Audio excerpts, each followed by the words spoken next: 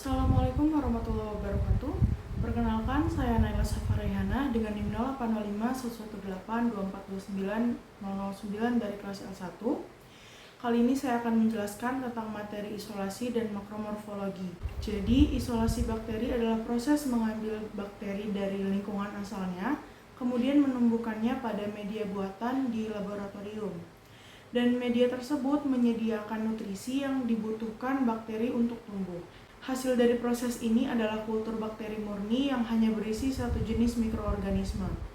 Kultur murni sangat penting dalam penelitian karena memungkinkan untuk mempelajari karakteristik bakteri secara lebih jelas, seperti bentuk koloni, sifat pertumbuhan, hingga potensi pemanfaatannya dalam berbagai bidang.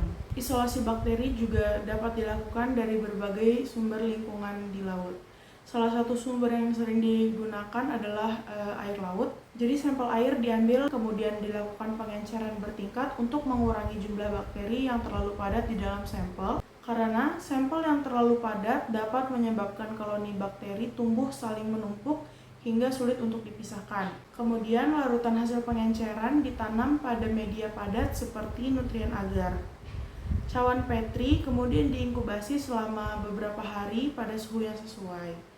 Selama proses inkubasi, bakteri akan tumbuh membentuk koloni yang dapat dilihat secara langsung. Koloni yang terpisah kemudian dipilih dan dimurnikan untuk mendapatkan satu jenis bakteri saja. Teknik yang sering digunakan pada tahap ini adalah teknik gores atau strip plate serta teknik penyebaran atau spread plate.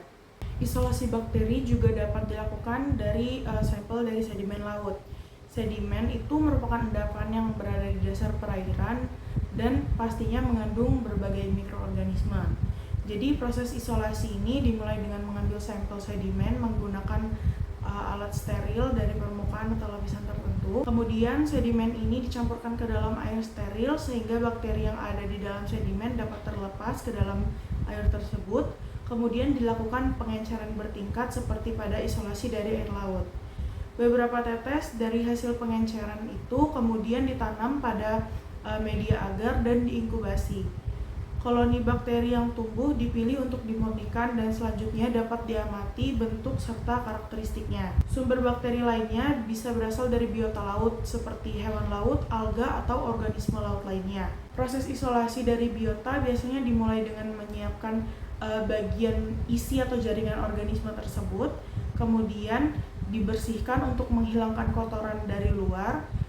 Kemudian jaringan tersebut digerus atau dihancurkan dengan mortar dan alu, kemudian dimasukkan ke dalam aquades. Nah, larutan hasil penghancuran ini itu disebut sebagai homogenat. Jadi homogenat ini diencerkan dan dimasukkan pada media agar seperti pada metode sebelumnya. Kemudian diinkubasi. Setelah proses inkubasi, koloni yang tumbuh ini dipilih dan dimurnikan dan menjadi isolat bakteri. Selain itu, terdapat juga teknik isolasi bakteri dengan menggunakan pengenceran. Jadi, teknik ini dimulai dengan tahapan preparasi suspensi. Tujuan dari tahap ini adalah melepaskan mikroba dari bahan asalnya ke dalam air sehingga lebih mudah untuk diolah. Metode pertama adalah swab atau ulas. Jadi, teknik ini dilakukan dengan menggunakan cotton bud yang diusapkan secara memutar pada permukaan sampel. Jadi cara ini sering digunakan untuk mengambil mikroba dari permukaan benda seperti kayu, batu, atau benda lain yang memiliki permukaan padat. Kemudian metode kedua adalah metode bilas. Teknik ini digunakan untuk sampel yang memiliki permukaan luas yang kecil seperti daun atau bunga. Jadi sampel itu dicelupkan ke dalam aquades dengan perbandingan 1:9 sampel dan air. Proses ini tuh membantu melepaskan mikroba yang menempel pada permukaan sampel ke dalam larutan. Kemudian metode berikutnya adalah penghancuran. Teknik ini digunakan untuk sampel yang berbentuk padat seperti buah atau biji. Jadi sampel dihancurkan menggunakan mortar dan alu. Kemudian setelah tahap preparasi, proses selanjutnya adalah pengenceran bertingkat. Jadi pengenceran bertingkat merupakan teknik untuk mengurangi jumlah mikroba yang ada di dalam larutan. Proses ini dilakukan secara bertahap dengan perbandingan 1:9 sampel dengan air. Setiap tahap pengenceran akan mengurangi jumlah sel mikroba menjadi sekitar 1/10 dari larutan sebelumnya. Teknik ini sangat penting karena membantu menghasilkan koloni bakteri yang terpisah pada media agar sehingga memudahkan untuk memilih bakteri yang akan dimurnikan. Setelah bakteri berhasil diisolasi dan tumbuh pada media, langkah selanjutnya adalah melakukan pengamatan makromorfologi koloni bakteri. Jadi makromorfologi merupakan pengamatan bentuk koloni bakteri yang dapat dilihat secara langsung tanpa menggunakan alat bantu seperti mikroskop.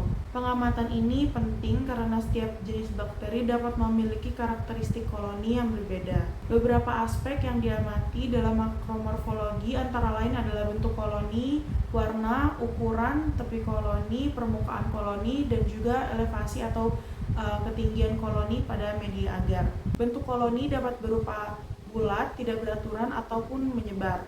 Warna koloni juga bisa berbeda-beda tergantung pigmennya.